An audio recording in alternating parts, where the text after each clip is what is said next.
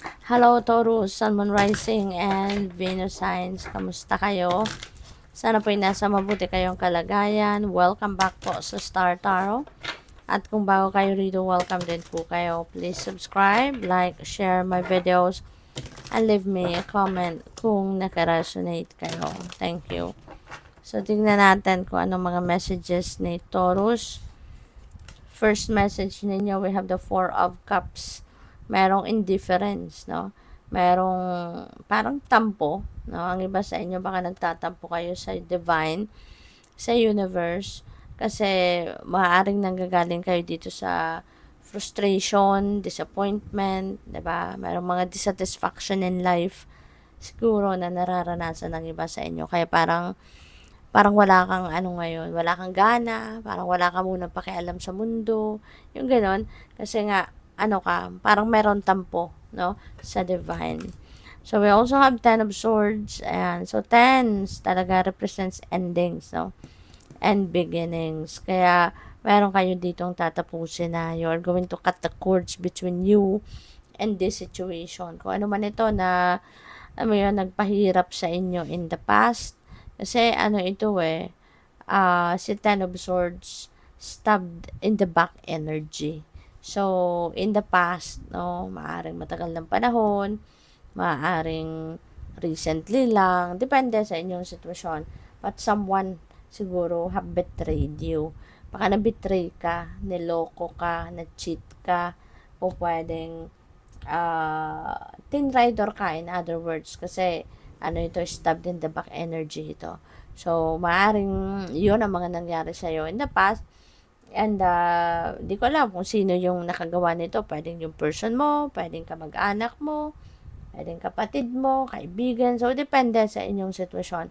But yes, you were stabbed in the back. Kumbaga, no? Na-traidor ka. So, for the longest time, maaaring yun, mabigat ang loob mo, dala-dala mo yan sa dibdib mo. Pero ngayon, parang naiisip mo, nare-realize mo na parang unfair, ano? Kasi ikaw na nga yung sinaktan, ikaw na nga itong niloko. Tapos, parang ikaw pa ngayon yung nahihirapan lalo. Kasi, hinaharbor mo pa sa dibdib mo yung sama ng loob mo, yung mga ganon. Kaya siguro, may enlighten ka sa ngayon na, teka lang, diba? It's about time na isipin mo yung ikakabuti mo. Isipin mo yung sarili mo. Huwag mo nang isipin yung tao, no, na nakapagdala ng sama ng loob sa inyo. 'Di ba? Move on na. So, maaring ito yung time that you are going to put an end to this burden. 'Di ba? Yung emotional burden na iniwan ng sitwasyon na ito. So, maaring babangon ka na at ngayon mabubuhayan ka na ng loob na magsimula ng bagong buhay, magsimula ng bagong chapter sa buhay mo, no? So, what else? We have the King of Pentacles. Ayan. So, si King of Pentacles, this is someone, ano, na very, ano siya, very mapera, yayamanin, successful na siya, nasa kanyang, ano na to nasa kanyang, tugatog ng tagumpay na, no, in terms of money, career, and finances, itong si King of Pentacles. And, ano siya, despite that, ano, mayaman siya, despite that marami na siyang kayamanan, kumbaga, ano pa rin siya, very generous, no, very generous. Hindi siya madamot, no, nagbibigay siya din nagbubukas din siya ng opportunity para sa ibang tao. So, maaring ganun kayo. Maybe you're going to embody the energy of King of Pentacles, and most likely, kasi energy nyo din ito, si King of Pentacles. So, siguro ngayon, you are going to create jobs din para sa ibang tao. Baka siguro meron na kayong negosyo, meron na kayong sariling kumpanya, pwedeng ganon, or kung ano man, business, no? Maaring you are going to create jobs as well, and financial opportunities para sa ibang tao. Kung wala man kayo sa ganitong sitwasyon, o pwedeng meron ditong mga lucrative financial opportunities na dadating sa inyo. Maaring merong papasok, no, na opportunity sa inyo, maaring ganun. So, tingnan natin kung ano pa mga mensahe ninyo.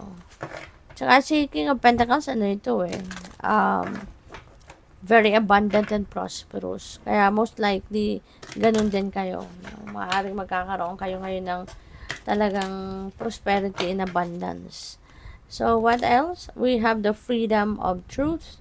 Communicate honestly. Be who you truly are. Ayan. So, napakagandang reminder ito para sa inyo na mag-communicate kayo at sabihin ninyo kung ano yung totoong nararamdaman mo. Totoong nasa loob mo, totoong nasa isip mo.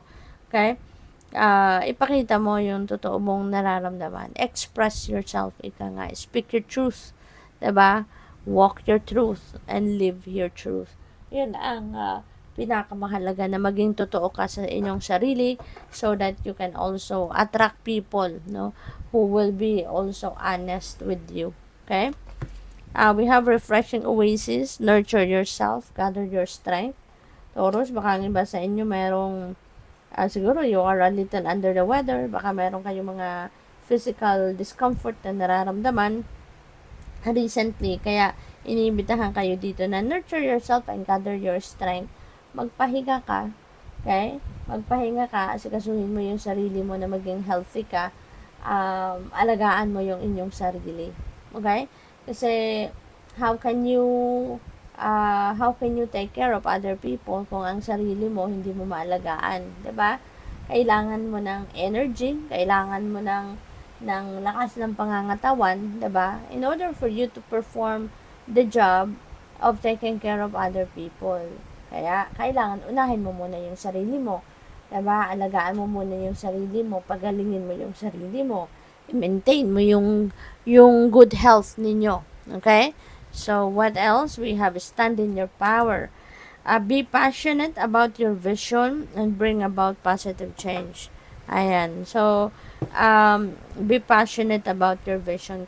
Kasi sayang, di ba? Sayang din kung ano man yung in-envision ninyo for yourself. Hindi rin ninyo magawa, hindi rin ninyo gawa ng paraan. Sayang lang din, nandiyan lang yan sa isip ninyo. Diba? Kaya dapat mag-take action in order for you to achieve, diba, kung ano man itong ina-envision ninyo for yourself. You need to do anything and everything in your power para magawa mo yon, para maisakatuparan mo yon. So, you need to take action. You need to take the necessary steps, kumbaga. Diba? Para mabago, no, ang inyong situation for the better. So, good luck po. Thank you for watching. Love and light. Namaste.